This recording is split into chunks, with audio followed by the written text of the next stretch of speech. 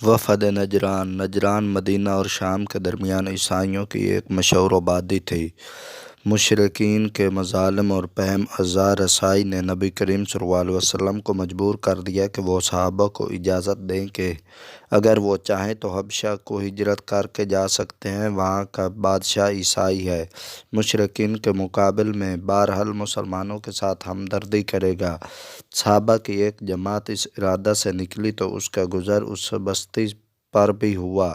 وہاں کے عیسائیوں نے نبی کریم صلی اللہ علیہ وسلم کے حالات دریافت کیے اور مسلمانوں سے واقعات سن کر ارادہ کیا کہ مزید دریافت حال کے لیے ایک وفد مدینہ روانہ کریں۔ شرکائے وفد کی تعداد تقریباً 20 تھی۔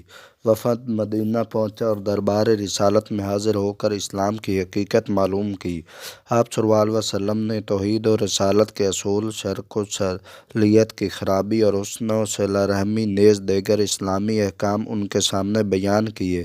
وفد آپ صلی اللہ علیہ وسلم کی تقریر سن کر بے حد متاثر ہوا اور سب نے اپنی مجلس میں آپ صلی اللہ علیہ وسلم کے دست مبارک پر قبول اسلام کی بیعت کی۔ ابو جہل بھی اس منظر کو دیکھ رہا تھا۔ عداوت و حسد کی آگ نے جوش مارا اور یہ دیکھ کر بے ساختہ رئیس وفد سے کہنے لگا کہ میں نے آج تک تم جیسے بے وقوف نہیں دیکھے۔ آئے تھے اس لیے کہ حالات دریافت کرو اور بے دین ہو کر چل دیے۔ وفد نے جواب دیا، تیری عقل مندی تجھ ہی کو مبارک ہو، خدا کا شکر ہے کہ اس نے بغض و حسد سے ہم کو محفوظ رکھا اور صداقت کی روشنی عطا فرمائی۔